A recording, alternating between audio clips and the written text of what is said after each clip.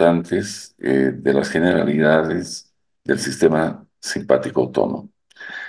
Y este gráfico, que es el que mejor expresa la acción de este sistema en nuestro organismo, eh, va a servir para que empiece hoy día también a hablar y todo esto que sucede de manera simultánea cuando existe descargas adrenales.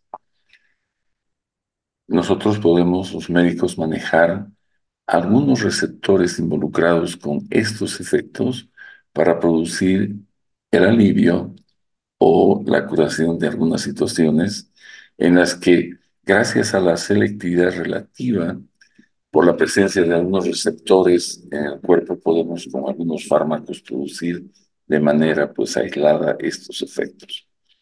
La anterior clase hemos hablado de las catecolaminas, tanto hemos empezado por las endógenas y hemos mencionado estas tres. Hemos hablado ya de la epinefrina, que es una catecolamina que no tiene eh, selectividad alguna por los receptores, actúa tanto en alfa 1 como en alfa 2, en beta 1 como en beta 2.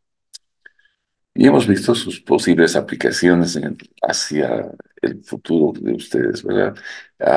En algunas patologías, tanto de emergencia como condiciones patológicas crónicas, ¿no?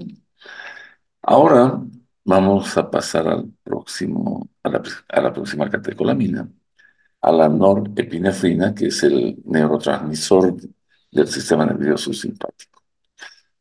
Este es un vasoconstrictor, es el vasoconstrictor más potente que hay dentro de estas catecolaminas. Y como ustedes han visto en el slide anterior, actúa sobre los receptores alfa, pero sobre todo en los receptores beta 1, y no tiene acción a dosis terapéuticas en el receptor beta 2. Esto hace una diferencia enorme con la epinefrina. La epinefrina, al tener efecto beta 2, produce vasodilatación en las arteriolas y capilares del músculo esquelético y hace o produce una disminución de la presión diastólica.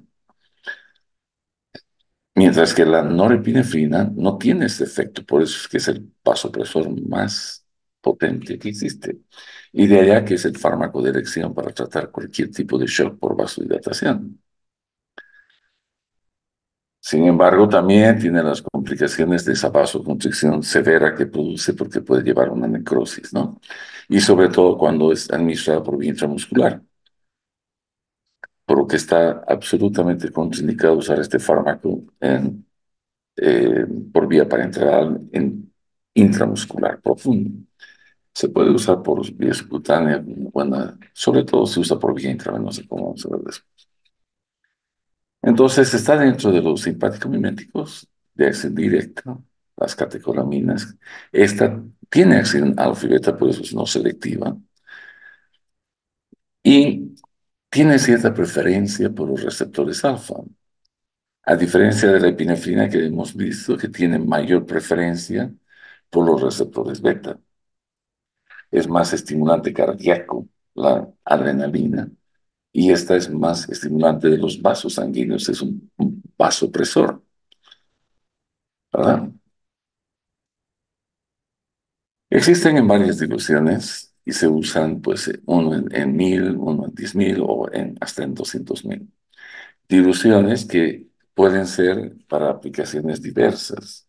El uno en 1000 se puede usar incluso por vía intramuscular, subcutánea, endotraqueal. Uno en 10.000 por vía intravenosa, intracardíaca o intraósea.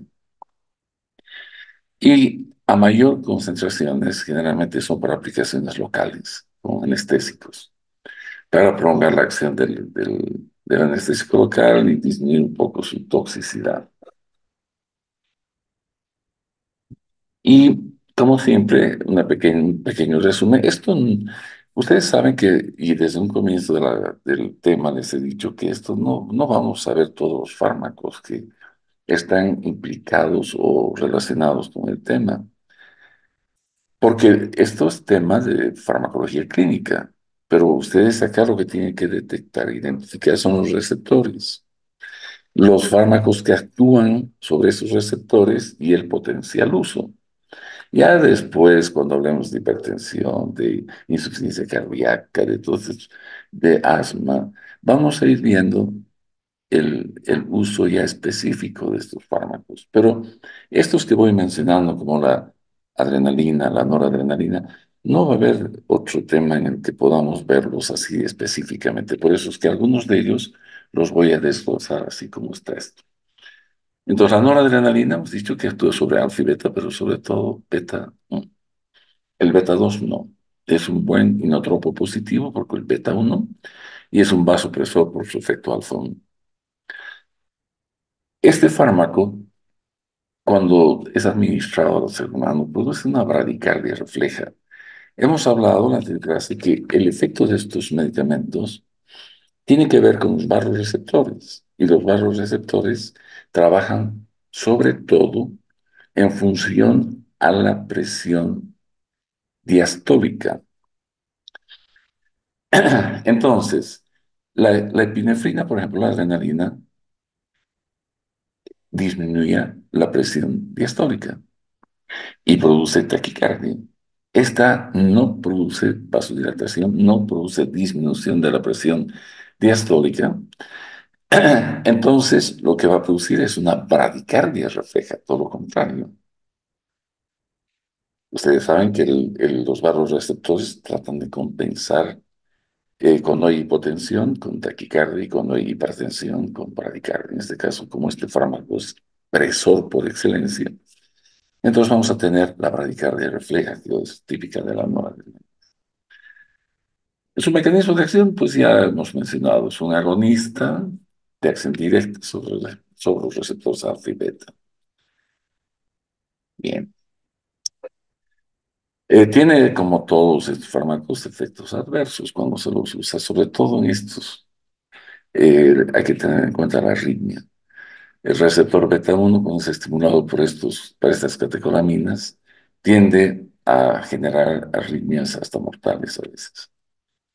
Y algunas veces ocurren con este uso de anestésico como adjuntos a la anestesia local. Y algunos médicos tienen accidentes al inyectar el anestésico local en la región que quieren suturar. A veces toman vasos y introducen al torrente circulatorio estos fármacos y se producen arritmias y hasta paros cardíacos, ¿no? Entonces hay algunos efectos adversos asociados a los efectos asociados a los receptores que están ocupando. Es útil la noradrenalina como un vasopresor de elección en cualquier hipotensión severa, ya sea por shock séptico, cardiogénico, hipovolémico, ¿no? En cualquiera de estos, normalmente en el hipovolémico siempre ponemos líquido primero, expansores plasmáticos o líquidos parenterales simplemente, y si no hay respuesta, recién vamos a usar presores, ¿no? En el embarazo siempre hay que utilizar, si es que hay la indicación de urgencia para usar, pues no debemos detenernos pensando de que pueda haber teratogénesis. Primero hay que salvar a la madre. Esa es más o menos la idea. Entonces, la noradrenalina no tiene efecto beta 2, no se olviden. No tiene. El beta 2 solo está con la eh, adrenalina. La noradrenalina normalmente se lo usa por vía parenteral, es decir, no venosa. Rara vez se va a usar otra vía. Y su metabolización es la misma que todas las catecolaminas, por la MAO y la catecolometiltransferasa. Y su eliminación por sus eh, metabolitos derivados, que son productos que contienen el ácido mandélico, son eliminados por vía renal y a veces también de manera inalterada. Entonces, los usos de la noradrenalina pasan pues por la vasoconstricción potente que genera en el manejo de shock, donde dependiendo qué tipo de shock, la noradrenalina siempre va a estar como el fármaco presor de elección. En la anafilaxia, Cuando no se usa la adrenalina, se puede usar la noradrenalina. En las bradicardias, cuando son sintomáticas, se puede además primero utilizar los marcapasos transcutáneos, etcétera, la dopamina, la epinefrina y también la noradrenalina en caso de que no existiera otro medicamento. Y finalmente, dentro de estas catecolaminas endógenas está la dopamina. Y la dopamina tiene la propiedad de afectar ciertos grupos de receptores dependiendo de la dosis. Desde de los receptores dopaminérgicos hasta beta 1 y alfa 1, a mayor dosis siempre, esto es, a mayor dosis va a afectar alfa 1, dosis intermedias, beta 1 y a dosis bajas, receptores dopaminérgicos, como pueden ver acá. Más de 0 hasta 2 microgramos, kilogramo minuto, el receptor D1 va a ser estimulado y la vasodilatación renal va a producir una diuresis. Y el uso ideal es en los pacientes que cursan con insuficiencia cardíaca asociada a oliguria. Allá se convierte el fármaco de elección, la dopamina. Luego, en dosis de 2 hasta 10 miligramos, afectan ya al receptor beta 1. Entonces van a aumentar la contracción cardíaca. Esto van a ver luego que su uso es la insuficiencia cardíaca. Sobre todo, exclusivamente la insuficiencia cardíaca aguda. Esto se puede usar unos minutos, unas horas máximo, hasta que podamos hacer uso de otro tipo de fármacos para mejorar el aspecto de fuerza contráctil del miocardio. Pero en la fase aguda, la dopamina puede ser el fármaco ideal. Más de 10 microgramos kilo peso, lo que va a hacer es estimular el receptor alfa 1. Esto es vasoconstricción, elevación de la presión arterial. Fármaco de elección en el shock asociado a problemas cardíacos. Un shock cardiogénico, la dopamina es el fármaco de elección. Su administración generalmente es intravenosa, ¿no? Y su principal efecto colateral, como de todos estos, es la arritmia cardíaca que puede ocasionar problemas serios, ¿no? Esta es una distribución de todos los receptores de la dopamina, D1 y D2. Vean, una gran parte de ellos están ligados a actividades del sistema nervioso central, por su ubicación a nivel límbico, en el corpus stratum, en el hipotálamo, el pituitario, etcétera, pero también el sistema vascular, tanto en los vasos sanguíneos como en el músculo cardíaco y las fibras simpáticas en el corazón. Pues D1 tiene que ver mucho con los vasos sanguíneos. Es de ahí que es un fármaco presor. Puede estimular la función cardíaca a través de D2, ¿no? Y inhibir también en las fibras simpáticas del corazón, inhibir la liberación de noradrenalina. Y aquí está el pequeño resumen sobre la dopamina, que es un agente adrenérgico inotrópico positivo, que actúa produciendo una vasodilatación en los lechos vasculares, renales, esplánicos y coronarios, e incluso cerebrales. ¿No? La dopamina va a causar una vasoconstricción acá, por- porque va a inducir la liberación de noradrenalina. La utilidad clínica, pues, es la segunda línea cuando la noradrenalina no podemos utilizar en pacientes que tienen bradicardia absoluta. Si hay bradicardia y la noradrenalina produce bradicardia, entonces no podemos usarla. ¿Qué vamos a usar? Vamos a usar la dopamina que nos va a producir el efecto presor que estamos buscando. Y eso va a depender de la dosis. Ya hemos hablado que vamos a mejorar el flujo sanguíneo cuando está entre 1 y 2, de 2 a 10 vamos a producir mayor fuerza contráctil y más de 10 vamos a aumentar la presión arterial. Entonces, cuando usamos en dosis mayor a 10, vamos a aumentar, vamos a producir vasoconstricción y vamos a producir el efecto presor que deseamos en estados de shock, por ejemplo, ¿no? Está contraindicado utilizar cuando existen incrementos patológicos de las catecolaminas circulantes, como ocurre en el tumor suprarrenal llamado feocromocitoma.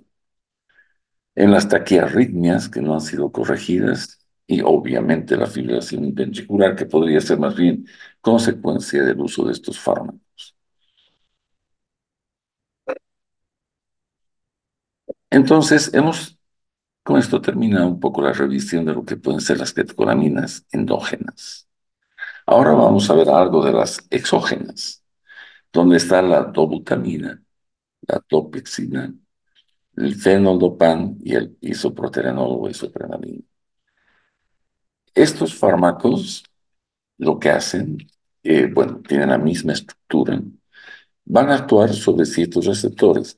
Cuando ustedes vean esta flechita verde, significa que el producto hay en Bolivia, hay en nuestra farmacopea y la usamos. La dobutamina es un agonista de los receptores beta 1, sobre todo, más que los beta 2. Tiene isómeros que actúan sobre alfa, pero generalmente el efecto es nulo porque hay algunos de estos isómeros que son estimuladores y otros son bloqueadores de alfa, y el efecto neto es cero. Una parte estimula, otra parte deprime, es decir, bloquea el receptor y al final el efecto no se manifiesta en alfa, pero en beta uno sí. Es el fármaco inotropo de elección cuando hay insuficiencia cardíaca aguda. Es de preferencia, la dopamina puede servir, pero este es el fármaco que cuando existe es usado por los emergenciólogos en el manejo de la insuficiencia cardíaca aguda. También se lo utiliza para hacer las pruebas de esfuerzo. Cuando hay pacientes que sufren de angina de pecho, se les administra dobutamina para producir el efecto beta-1 estimulante. Es como si el paciente hubiera hecho ejercicio por mucho tiempo. Hay una taquicardia y la taquicardia, si desencadena dolor torácico, hace diagnóstico de posible ateroesclerosis coronaria, es decir, una coronariopatía obstructiva. Entonces ya después se hará la angiografía y se podrá ver la solución a través de stents o otro tipo de soluciones. La ruta de infusión generalmente de la dobutamina es por vía intravenosa continua. El fenoldopan y la dopexamina son dos fármacos que no hay en nuestro medio. Son de elección para tratar crisis hipertensivas. El fenoldopan es un agonista de dopaminérgico 1, produce diuresis y baja de la presión arterial, mientras que la dopexamina es un agonista dopaminérgico 1 que disminuye la presión arterial. Y ambas disminuyen la presión arterial y son utilizadas para manejar las crisis hipertensivas. Además, el fenoldopan tiene un efecto sobre alfa 2 que hemos dicho que es inhibitor. Disminuye la salida del tono simpático desde niveles centrales. Entonces baja la presión arterial también, ¿verdad? Y por otro lado, el beta 2 que es el que produce el dopexamina, produce también un efecto beta 2 además del D1, que está asociado con una vasodilatación a nivel del músculo estriado. Entonces la presión arterial baja más aún y por eso es que son ideales para usar por vía intravenosa cuando tenemos pacientes con crisis hipertensivas.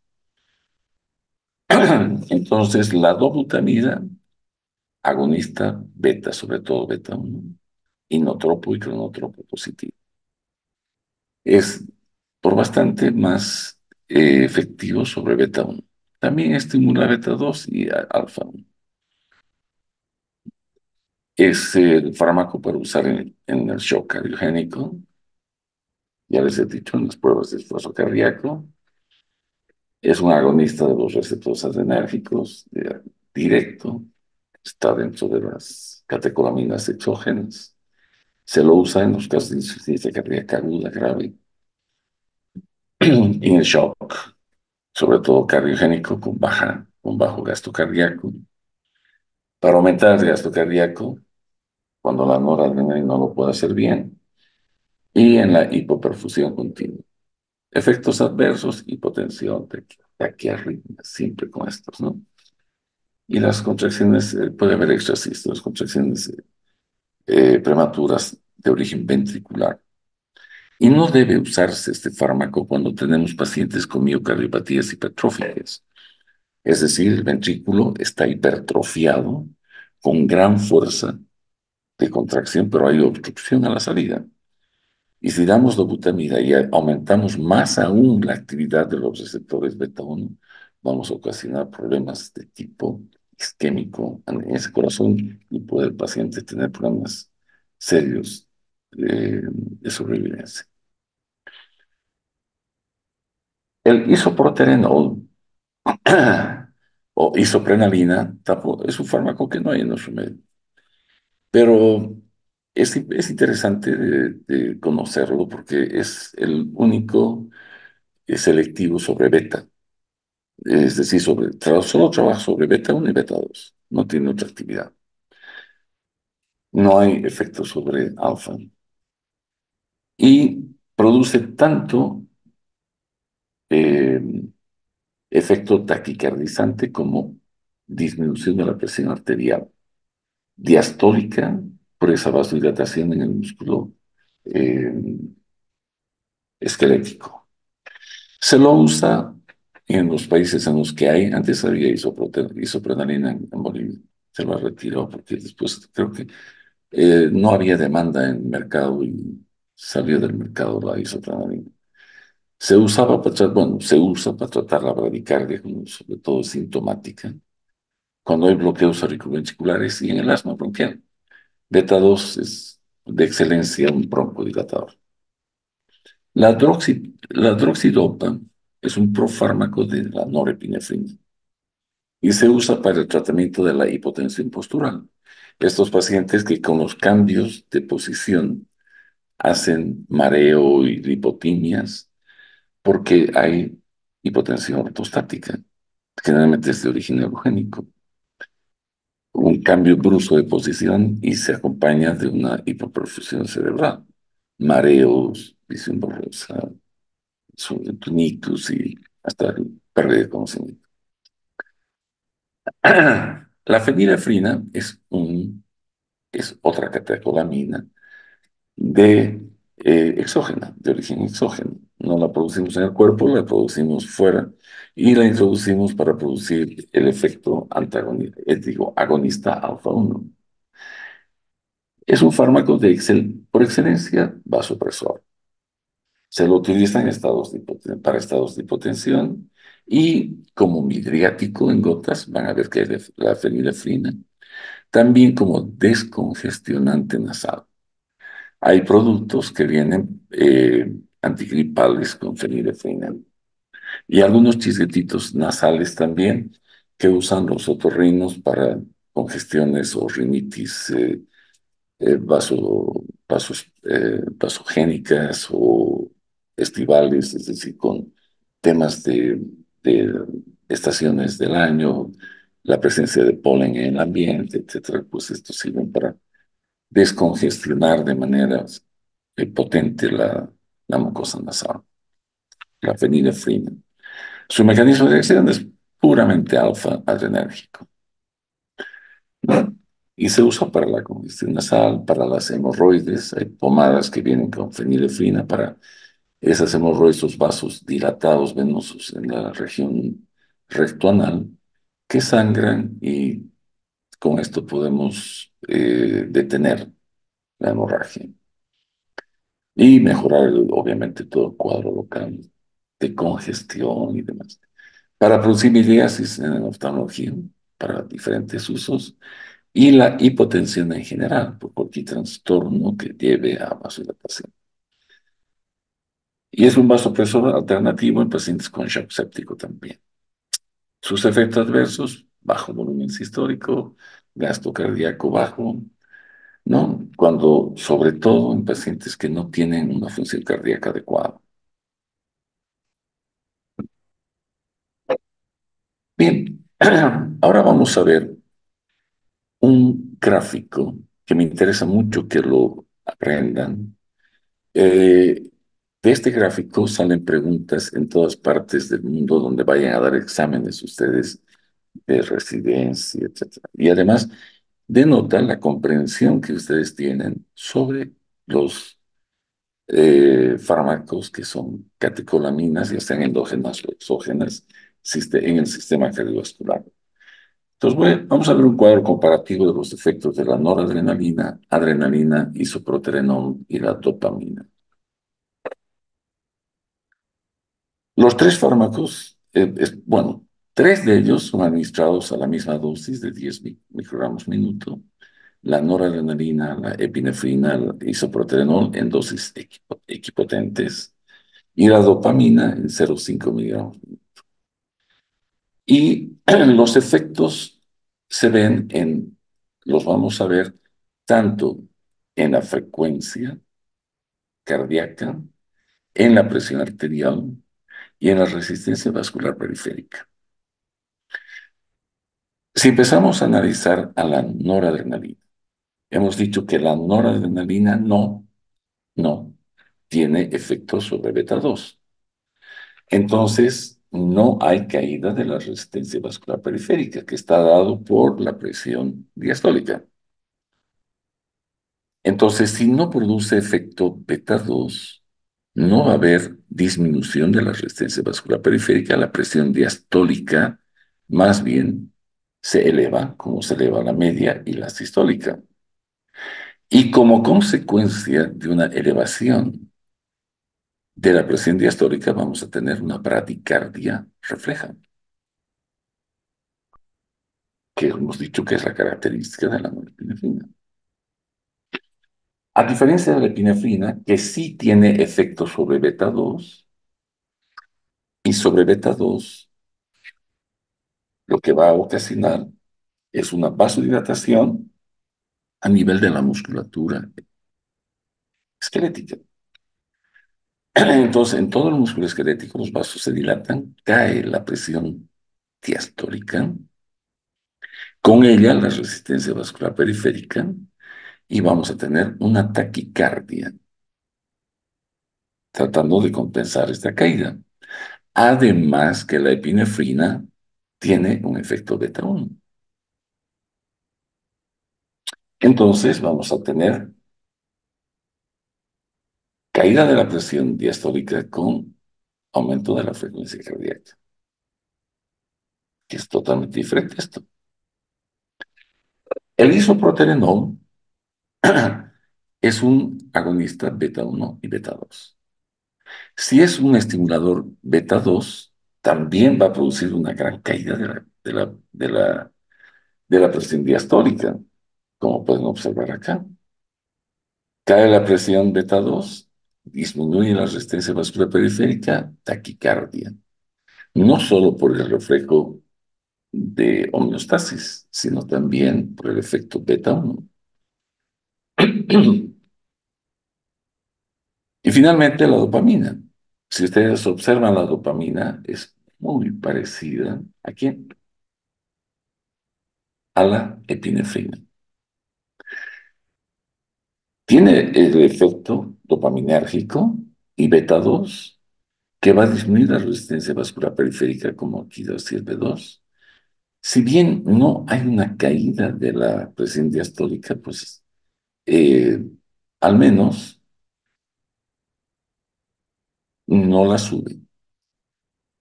Y el efecto taquicardizante es por beta 1. Hay una resistencia vascular disminuida por el efecto beta 2 y D1 y una taquicardia por beta 1.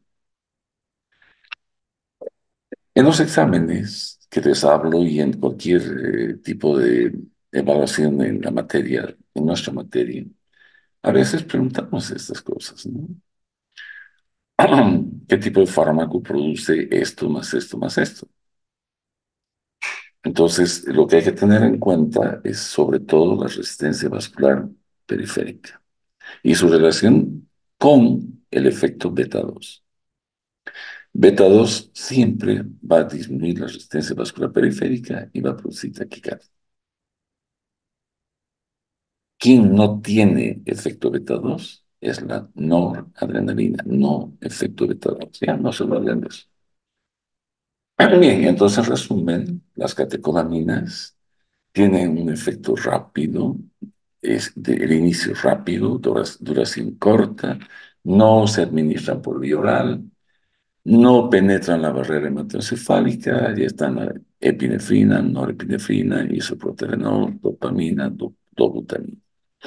Y los diferentes grupos de receptores que son afectados por cada uno y las indicaciones médicas que se favorecen al estimularse este tipo de conjunto de receptores.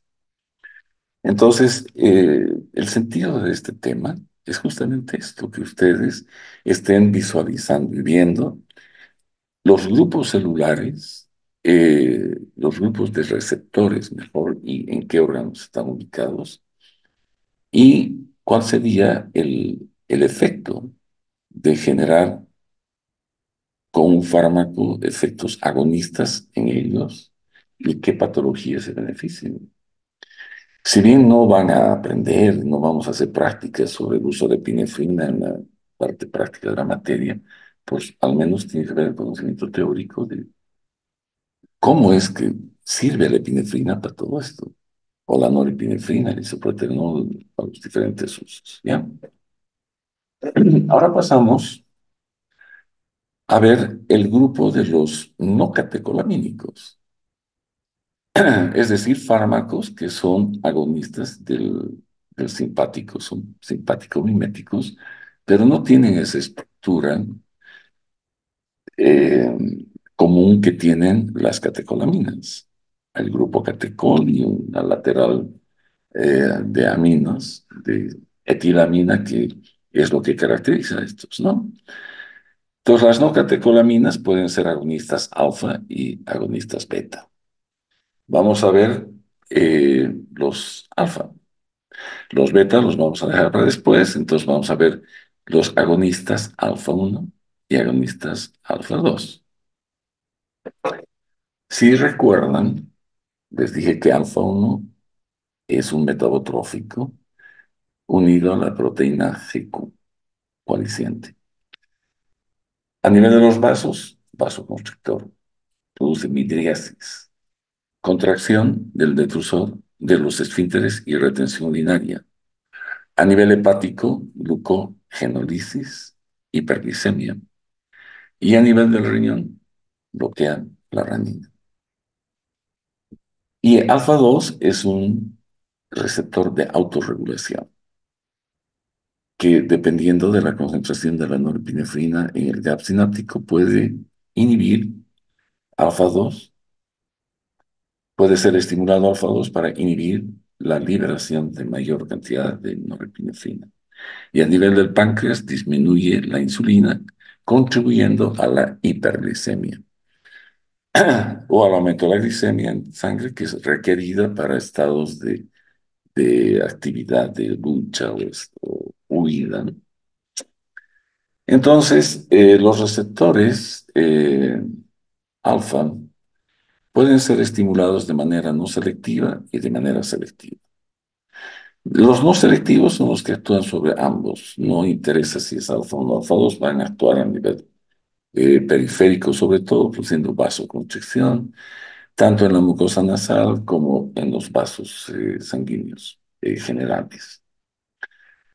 Los selectivos, que pueden ser alfa 1 para producir midriasis, como la fenilefrina, el metronidazol, la metoxamina, y los alfa 2, que son los que estimulan induciendo retroalimentación negativa. ¿No? Y hemos hablado, ¿se acuerdan de la clonidina? Que si la administrábamos por vía intravenosa rápida o lenta, el efecto era totalmente diferente. Una produce vasodilatación y el otro produce vasoconstricción.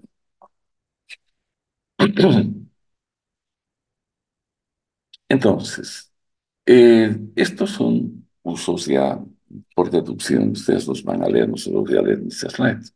Ya les he dicho que hay que tener en cuenta la localización de los receptores. Si estamos hablando de agonistas no catecolamínicos de alfa uno puede ser A en la uretra y en los ojos, o puede ser alfa uno B o D en los vasos sanguíneos. Entonces, cuando hablamos de agonistas del receptor alfa uno estamos hablando de vasoconstricción, ¿no? Acá. La vasoconstricción, que puede ser útil para casos de hipotensión arterial, puede ser útil para la congestión, para producir descongestión nasal. Todos estos son los que hay en nuestro medio. La vasoconstricción para hipotensión, la fenilefrina. Para tratar la congestión nasal, tenemos la silometasolina, la tetrahidrosolona, que son, van a ver ustedes en los descongestionantes que se venden en las farmacias por la época que nos viene de resfríos, pues todos contienen alguno de estos descongestionantes estimuladores del receptor alfa 1. También se los puede utilizar para tratar la hipotensión postural, como la mitotrina, que no hay en nuestro medio, el metarraminol, en la hipotensión asociada a la anestesia espinal, la mefentermina, que sirve para tratar la hipotensión, y la metoxamina, que se usa en el shock. Pero en nuestro medio solo de estos agonistas alfa 1, la fenilefrina, la silometasolina y la tetrahidroxisolona. Los agonistas alfa 2 que disminuyen la liberación de la norepinefrina y bajan la presión arterial, y a veces también, como actúan a nivel central, producen sedación. La disminución de la concentración de la noradrenalina a nivel de las sinapsis neuronales centrales generalmente se asocia a la sedación. La clonidina es el fármaco que les hablé en la anterior clase, se usa para las justamente crisis, urgencias hipertensivas. Bien. También se puede utilizar este fármaco para sus efectos estos centrales a nivel del cerebro, para tratar tics. Los tics que ocurren asociados al síndrome de Tourette, generalmente estos tienen que ser leves o moderados, porque cuando los tics son severos, se usa el haloperidol. El síndrome de déficit de atención con hiperquinesia también puede favorecer con el clonidina. Se usa como profilaxis de la migraña, los sofocamientos y en los pacientes que hacen dependencia al tabaco, al alcohol, a los opioides. Y la clonidina también se ha usado, y teníamos antes clonidina en el mercado también, ahora ya no. Se usaba para tratar la diarrea asociada a la diabetes mellitus por una neuropatía periférica que afectaba al tubo digestivo y los pacientes siguen haciendo pues diarreas, pero ya no los tratamos con clonidina porque no hay. La clonidina como medicación preanestésica se la utilizaba, pero el problema era que producía hipertensión al discontinuar. Durante la anestesia, el paciente hipertenso estaba bien, pero terminaba la cirugía, discontinuabas la clonidina y el paciente hacía una crisis hipertensiva brutal por estimulación alfa, porque había una gran descarga de norepinefrina y había que introducir fentolamina, que es un antagonista selectivo de los receptores alfa. Luego existen otros fármacos asociados al receptor alfa 2 como la esta es la dexmedetomidina, que es un fármaco que lo conocemos por los textos, ¿no? Es un agonista potentísimo de alfa 2 que se usa como una medicación preanestésica porque produce sedación analgésica, menos secreciones. Lo que aquí hacemos en combinación de algunos fármacos, ¿no? Logramos sedar al paciente, producir analgesia y disminución de la secreción. Y el problema es que cuanto más dosis usas de este fármaco, más riesgo de hipotensión tenemos, que puede ser peligroso en el acto quirúrgico.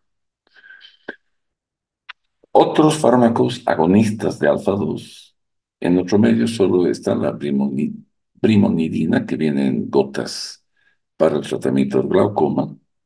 La aproclonidina no hay, también se usa para el tratamiento del glaucoma. La tizanidina, que se usa para la esclerosis lateral amiotrófica, una patología muy severa que lleva a la muerte en pocos años también. Pero cuando hay espasmos musculares y demás, la tizanidina en otros lados es el fármaco que se usa. La lofexidina se usa para la dependencia por opioides. Ven, una gran parte de los usos de estos fármacos que tienen eh, estos receptores que están ubicados a nivel central, pues se usan para tratamientos de dependencias o de alteraciones neurológicas, como es la esclerosis lateral amiotrófica. La moxonidina, la rilmenidina, estos fármacos lo que hacen es, al ser agonistas de alfa 2 disminuyen el tono simpático y disminuyen la presión arterial. Y además, esta rilmenidina es un agonista del receptor imidazólico y se lo usa en hipertensiones resistentes al tratamiento. En nuestro medio no hay, pero sirve para entender que algún rato llegará, si es que vamos a... En nuestro país parece que tenemos muy poco paciente que hace resistencia al tratamiento eh, de primera línea para la hipertensión. También se lo usan para el dolor neuropático. Vean, parece ilógico. No, no es ilógico porque el receptor alfa 2 está situado a nivel central y regula muchas de las actividades o del comportamiento de la norepinefrina a nivel cerebral. Entonces, la clonidina, al ser un fármaco agonista alfa 2, tiene algunas indicaciones, como por ejemplo el tratamiento del síndrome de abstinencia en pacientes que hacen dependencia a narcóticos, alcohol o tabaco, en la que hay una descarga, un aumento del tono simpático, entonces pues, esto disminuimos y tratamos las manifestaciones de esto.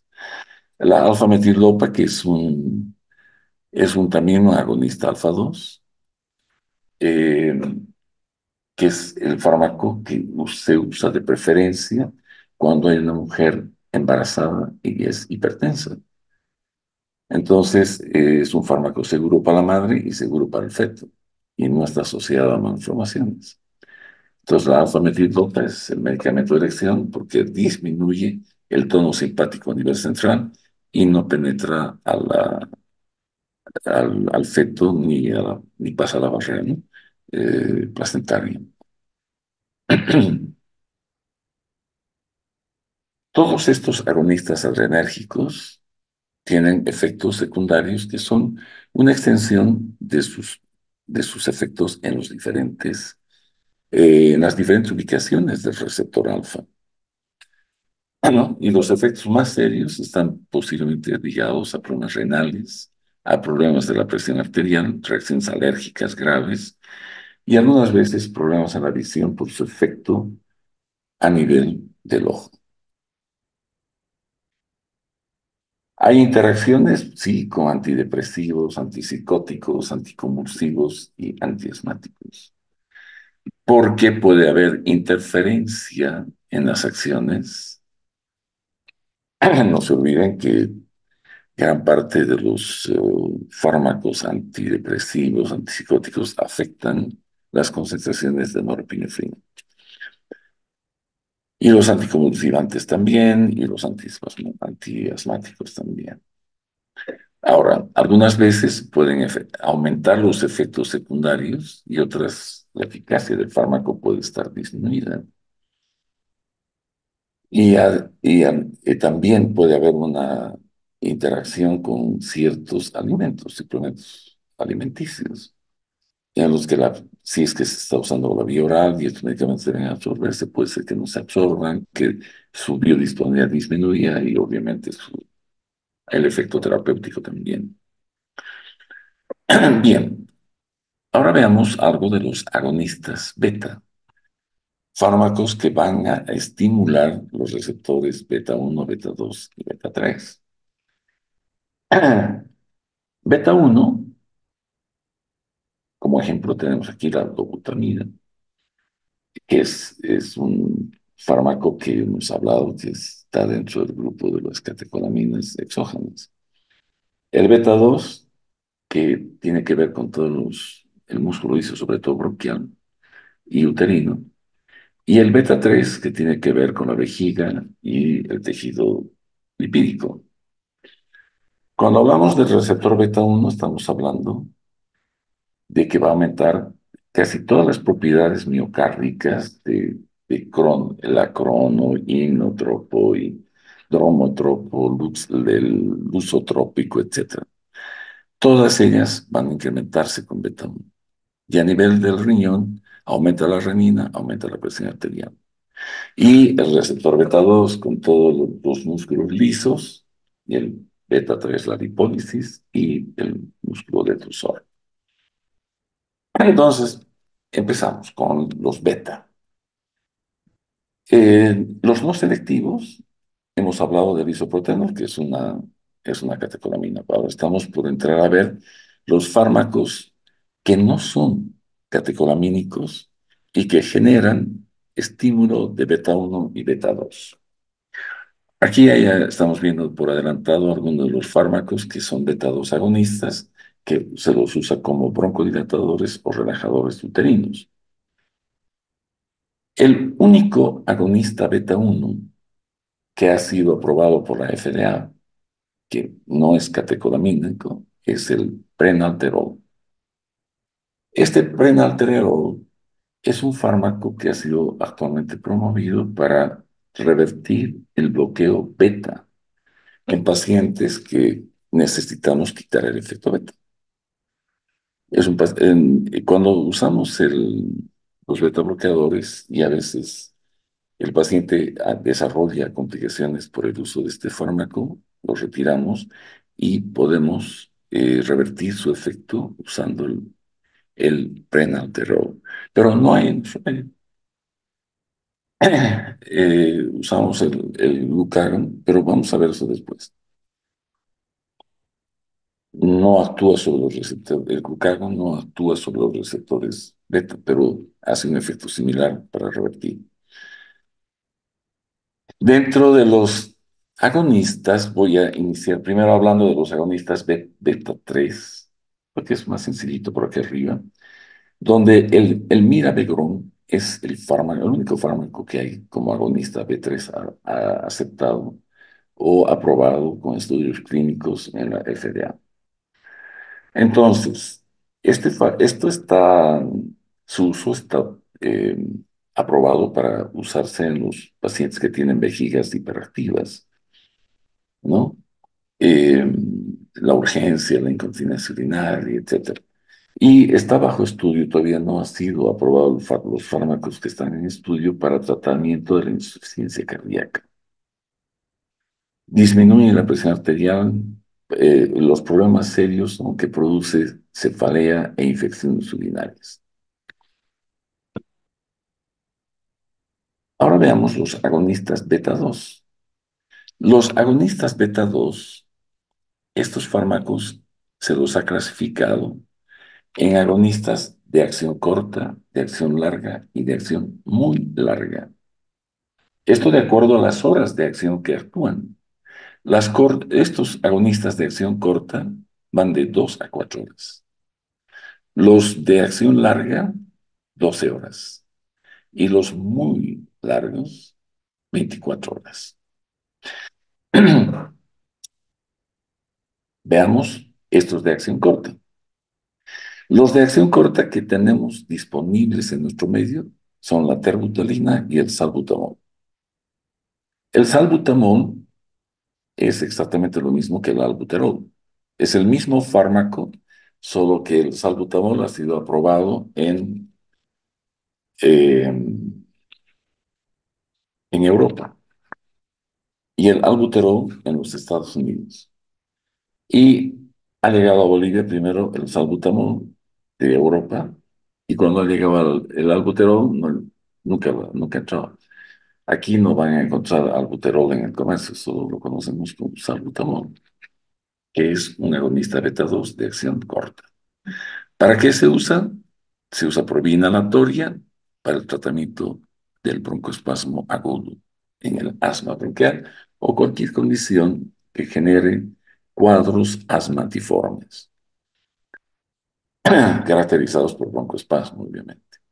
Los de acción larga son estos dos fármacos, el salmeterol y el formoterol. Ambos hay en nuestro medio.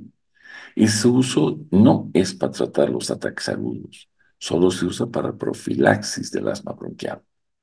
Como duran bastantes horas, entonces el paciente inhala estos medicamentos y tiene una profilaxis de 12 horas aproximadamente. También para los que inducen su asma a través del ejercicio, gente que va a hacer ejercicio y le da su broncoespasmo, entonces si sabe que va a ir a hacer ejercicios, hace una inhalación de cualquiera de estos y puede estar protegido para el broncoespasmo mientras hace ejercicio. Y el asma bronquial persistente. Cuando es persistente hay que asociar siempre a un corticoide inhalatorio. En el EPOC se pueden asociar estos fármacos con anticolinérgicos, como los que ya han estudiado con la doctora Crespo, el tiatropium sobre todo, y el ipatropium también. Pero el ipatropium es más para el asma bronquial y el tiatropium es para el EPOC, la enfermedad pulmonar obstructiva crónica. Y el asma nocturna, que también se beneficia de estos fármacos de acción prolongada, porque el paciente puede dormir tranquilamente sin tener que pensar en que va a ser despertado por una crisis asmática. Y finalmente los de muy larga duración, que son estos: el carmoterol, el indicaterol, el allodaterol y el vilanterol. Fármacos que eh, son utilizados por vía inhalatorio solo para el tratamiento del EPOC. Tienen duración de 24 o más horas y protege a estos pacientes o los ayuda en una ventilación más eficaz, más eficiente durante el día y la noche. Y como ejemplo, y esto van a ver con el doctor Calvi Monte, ustedes pueden observar, hay un proyecto que se llama GINA, que es una iniciativa global para el manejo del asma. En todos sus protocolos de cualquier año que revisen, siempre van a encontrar fármacos de este beta 2 agonistas, ya sea de acción larga o de acción corta, los ABAC, asociados generalmente de acuerdo a la severidad con los corticoides inhalados.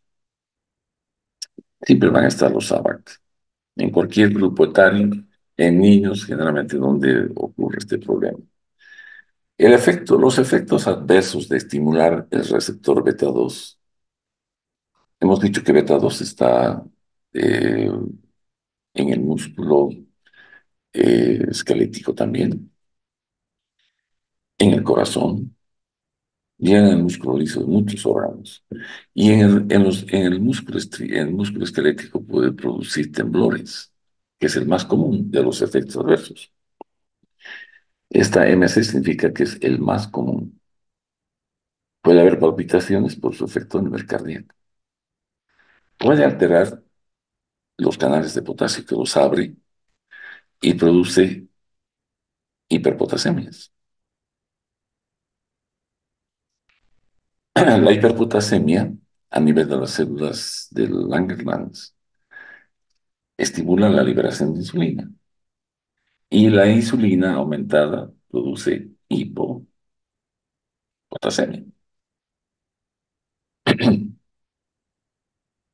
Entonces hay un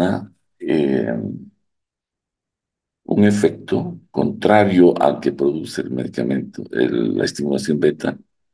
La insulina produce hipopotasemia. Y ese es un segundo uso de la insulina para el tratamiento de las hiperpotasemias.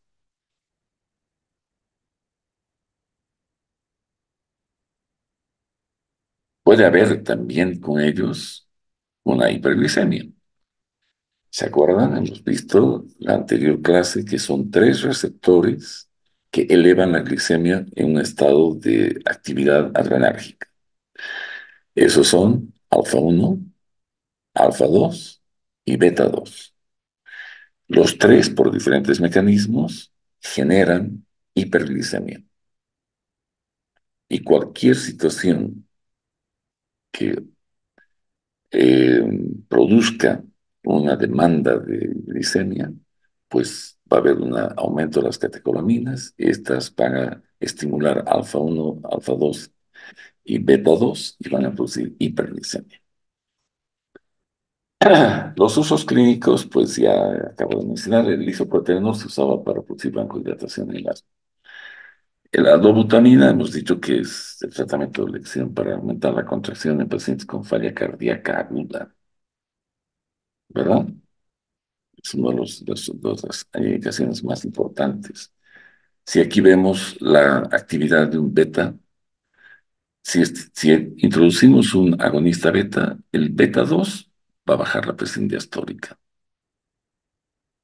Va a haber un incremento de la frecuencia cardíaca, esto estaría representando la frecuencia, aquí se incrementa la frecuencia por efecto beta 1. Aumento de la frecuencia cardíaca, disminución de la resistencia vascular periférica, disminución de la presión arterial. No, ese es el efecto sistémico beta del que estoy tratando que ustedes capten. Los selectivos, ya hemos visto que pueden ser en beta 2, todos estos, el salbutamol, la terbutalina, los de acción prolongada, el corta que hemos visto. Su administración generalmente es por inhalación. Pueden administrarse por vía parenteral también algunos de estos.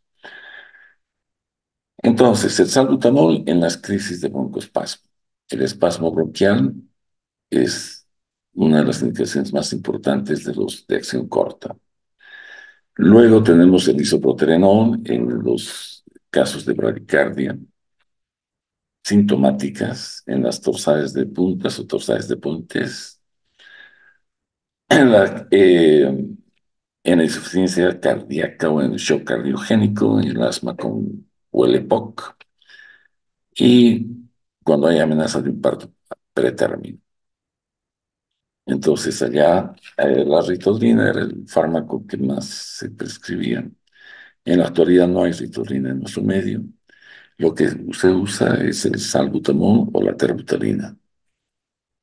Y con estas se reduce o se paraliza las contracciones uterinas y se evita el parto pretérmino.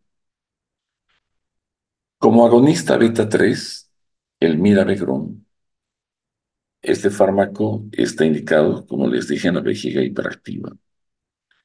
Y en un texto tomó esta referencia que dice, pues es un nuevo fármaco, sí, y está aprobado para tratar la vejiga hiperactiva. Esta es la vejiga esa que hace que los pacientes cada hora, hora y media tengan que ir al baño a miccionar, porque a pequeñas cantidades esa vejiga comienza a contraerse y produce la sensación de micción urgente. Entonces, al relajarlo, el músculo liso de la vejiga, pues evitamos que el paciente tenga que ir al baño muchas veces.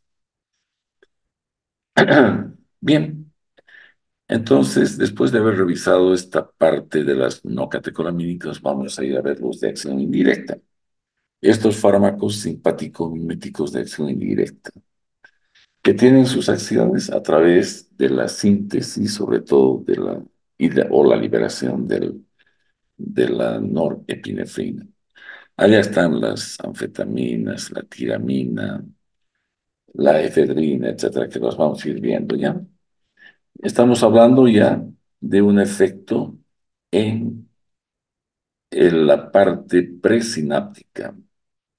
Hasta ahora no te hemos visto todos los fármacos simpático-miméticos actuando sobre receptores alfa y beta, ya sean catecolamínicos o no catecolamínicos, todos estaban relacionados con el receptor.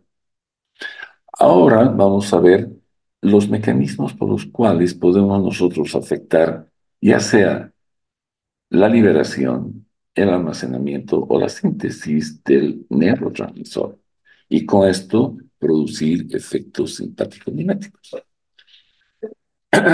Por ejemplo, la metirosina es un análogo de la tirosina. La tirosina, ¿se acuerdan? Que es el precursor más importante. Y esta tirosina, por acción de la tirosina hidroxilasa, se convirtió en dopa. Pero la metirosina compite esta enzima y la inhibe. Y no hay quien impida la formación de la noradrenalina. Sigue la tirosina, como la tirosina va a quedar sin su enzima que la metaboliza. Entonces, este fármaco, la metirosina, es utilizada para tratar la hipertensión arterial.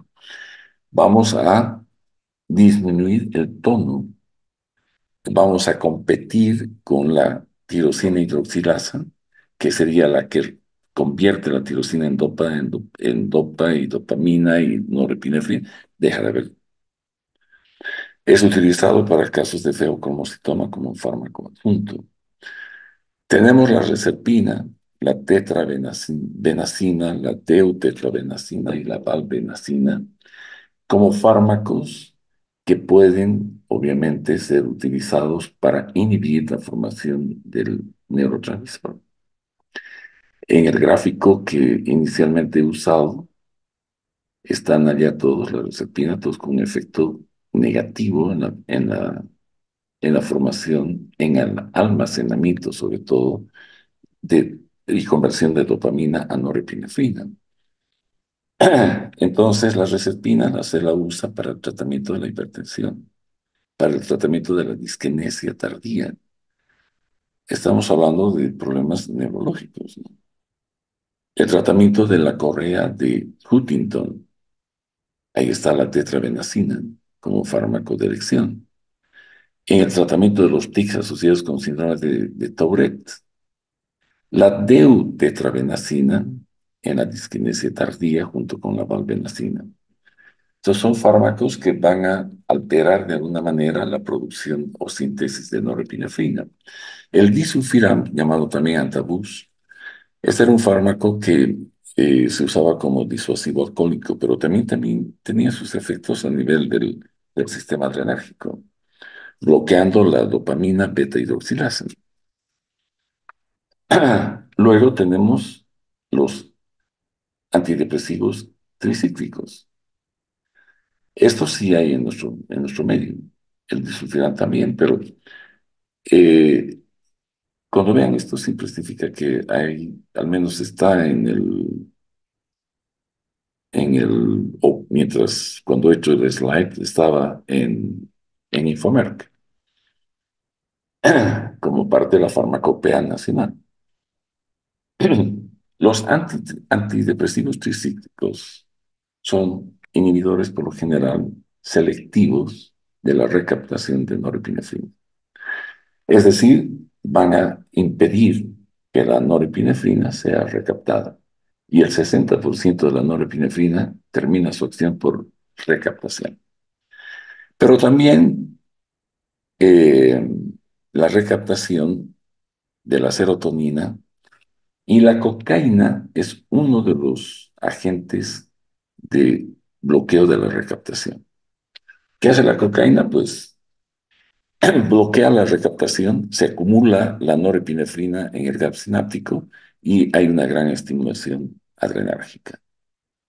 Que vamos a tener un paciente con aumento de la presión arterial, puede haber arritmias, las intoxicaciones por cocaína. La gente joven que muere en este país por intoxicación cocaínica es por infarto o arritmias mortales. ¿Esto por qué? Porque la norepinefrina se acumula en el gap sináptico y hay una actividad, pero tremenda, adrenérgica. Dentro del grupo de los antidepresivos tricíclicos están todos estos. La imipramina, la amitriptilina, la doxorubicina, la nortriptilina y inhibidores de la recaptación de no solo de norepinefrina, sino de serotonina y de dopamina. Están la venlafaxina, la desvenlafaxina y ¿se acuerdan del sibutramina? Las sibutramina era un anti, anorexígeno que les dije que se usa para tratar pacientes con obesidad mórbida. ¿Cómo lo hace la cocaína? Al estimular los receptores dopaminérgicos, pues producen sensaciones de euforia, de anorexia, de bienestar y se deja de comer, pues. En nuestro país, mucha gente obrera consume y de manera regular la coca, que se convierte en cocaína en nuestro pequeño laboratorio bucal, usando alcaloides, es decir, álcalis como la lejía o el bicarbonato y tantas cosas que ahora usan. Pero finalmente se convierte en cocaína. La cocaína impide la recaptación de norepinefrina y sus efectos son aumentando los niveles de dopamina que estimulan los receptores dopaminérgicos 2 en el cerebro. Y de allá vienen todos los efectos esos de bienestar y alucinaciones y sensaciones de bienestar que la cocaína produce. Y el tratamiento de la adicción, si ustedes van a rotar por el hospital, eh, ¿cómo se llama este hospital que está pues así aquí ya con este nombre? San Juan de Dios, ¿no? San Juan de Dios, donde se curan o se tratan a los pacientes adictos. Allá pues lo que se usa es la bromocriptina. Esta bromocriptina es un agonista del receptor dopaminérgico cerebral D2 que produce exactamente los mismos efectos que la cocaína. Si el paciente que está adicto, se le quita la cocaína, hace su síndrome de abstinencia y se le da bromocriptina para que tenga los mismos, como si estuviera consumiendo cocaína. Y se va disminuyendo bueno, se le quita la cocaína y se va disminuyendo luego la bromocriptina, que al final se los desteta de la cocaína a los pacientes, se los rehabilita para una vida social.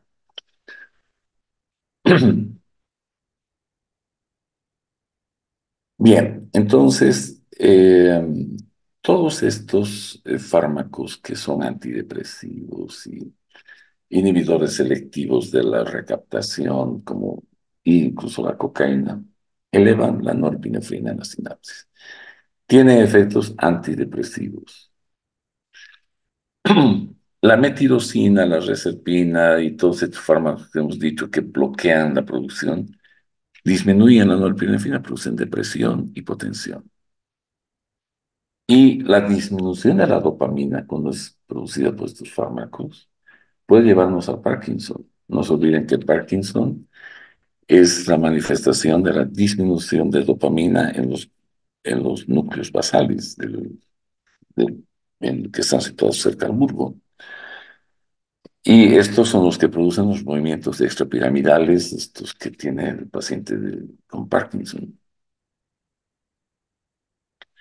La tiramina que es el precursor, es una amina dietética metabolizada por la MAO. Puede estar, esta está presente, este aminoácido, en el queso y en el vino rojo. Antes utilizamos mucho bloqueadores de la MAO para tratamientos antidepresivos. Este, este bloqueo de la MAO hace que no haya quien trabaje sobre la tiramina, que es quien metaboliza la tiramina. Entonces, estos pacientes que estaban bajo tratamiento de la MAO comían queso, tomaban vino y hacían crisis hipertensivas. ¿Por qué? Porque no, el paciente eh, incrementaba la tiramina, incrementaba la norepinefrina en la sinapsis y había una estimulación tremenda de los receptores alfa 1 y crisis hipertensiva. Y se le llamaba reacción al queso. Pues el queso no es por sí mismo, no es el producto lácteo que produce, sino la tiramina que se generaba a través, como es el precursor de la norepinefrina, pues incrementaba la norepinefrina y había un tremendo problema. Y el tratamiento para estas crisis hipertensivas inducidas por queso ovino en pacientes que reciben inhibidores de la MAO era la fentolamina, un antagonista selectivo de receptores alfa. El metilfenidato es un fármaco que bloquea la recaptación de norepinefrina y dopamina. Es un fármaco estimulante de los receptores adrenérgicos. Se lo usa, es el fármaco de elección para el tratamiento del síndrome de déficit de atención con hiperquinesia. Los inconvenientes de este uso del metilfenidato son que empeoran los tics en pacientes que tienen este síndrome de déficit de atención asociado a un síndrome de Tourette. O cuando tenemos pacientes que tienen historia de abuso de drogas, tienen el síndrome de déficit de atención, pero en la familia hay historia de dependencia a fármacos. Entonces, el metilfenidato no estaría como el fármaco de elección, sino habría que pensar en la atomoxetina, que no hay en nuestro medio, pero en otros países, pues en vez que el metilfenidato se usa esto. En nuestro medio vamos al modafinilo. El modafinilo es otro fármaco que se usa para tratar también el déficit de atención y la hiperquinesia, además de ser el fármaco de elección para tratar la enfermedad de los trabajadores de turnos. Esto se refiere a las personas que dejan de dormir en la noche porque hacen turnos nocturnos. Estos son conserjes, son guardianes de fábricas, etcétera, o gente que trabaja en la noche por turnos en fábricas que no paran nunca. Entonces trabajan, a algunos les toca turnos nocturnos, y el cambio, el ciclo circadiano choca con las actividades laborales de las personas y comienzan a presentar manifestaciones clínicas severas que requieren tratamiento y generalmente el modafinilo es el fármaco de elección para este tipo de pacientes, como también lo es para los pacientes que tienen apnea obstructiva del sueño. ¿No? El modafinilo va a bloquear la recaptación tanto de norepinefrina, de serotonina y de dopamina. Para esto mismo, fármacos últimos son el solriamfetol, que es un fármaco que ha sido aprobado recientemente por FDA, que inhibe la recaptación de dopamina y norepinefrina, incrementando la concentración de dopamina. Las anfetaminas que antes eran disponibles en nuestro medio eh, han sido quitados, creo que han sido retirados todas, no encuentro anfetaminas ya en el Infomerc. Estos fármacos estimulan la liberación de la noradrenalina. Sirven para tratar estados de desatención con hiperquinesia, para producir narcolepsia y para el tratamiento de la obesidad, produciendo ese bienestar, esa anorexia de la sensación de bienestar que generan este incremento de norepinefrina en los gaps centrales. En una época, los estudiantes de medicina estudiaban con anfetaminas, dando vueltas a la plaza de Sucre 2 días antes, estudiando farmacología, y llegaban pues con unas alteraciones neurológicas tremendas al examen. La dextroanfetamina es una derivada de esta, ¿no? Específica acción central, era la preferida, pero en los remedios no tenemos estos fármacos. Tengo entendido que este producto, que es la metanfetamina, se la vende en algunos mercados, incluso de Bolivia, de manera ilegal. Es un fármaco que se usa como fármaco social para generar estados de bienestar, de euforia, alucinaciones, etc. Es un fármaco de abuso, se lo llama Cristal Met o AMA. Es una anfetamina, ¿no? Y está contraindicada en el embarazo porque produce teratogénesis, está asociada a retardo en el crecimiento fetal, defectos cardíacos, labio leporino, atresia biliar, etc. Y otros fármacos que actúan a nivel de la síntesis también son la guanetidina y el guanadrel, que son tratamiento de la hipertensión y están contraindicados en el feocromocitoma. Entonces, vean, este es el cuadro que inicialmente les mostré, que las proyecciones terapéuticas del sistema simpático, desde el punto de vista de los agonistas simpático-miméticos que se llaman, son agentes presores algunos, broncodilatadores, estimulantes del sistema nervioso, como los que hemos visto ahora, donde el metilfenidato es el que tenemos, relajamiento uterino, salbutamol, la terbutalina, anorexígenos como la sibutramina, descongestionantes, todos estos vasoconstrictores alfa 1, y estimulantes cardíacos como la adrenalina y la dobutamina. Entonces, estas son las aminas no catecolamínicas. ¿Dónde están la oximetazolina, la fenilefrina, la clonidina, la salbutamol, terbutalina, etcétera, que acabo de mencionar como estimulantes? Y con esto habría terminado yo el tema este de simpático miméticos. El día martes 7 voy a empezar a hablar de los agentes antagonistas del sistema simpático. ¿Hay alguna pregunta, algo que no esté claro para ustedes? ¿Todo bien? Perfecto.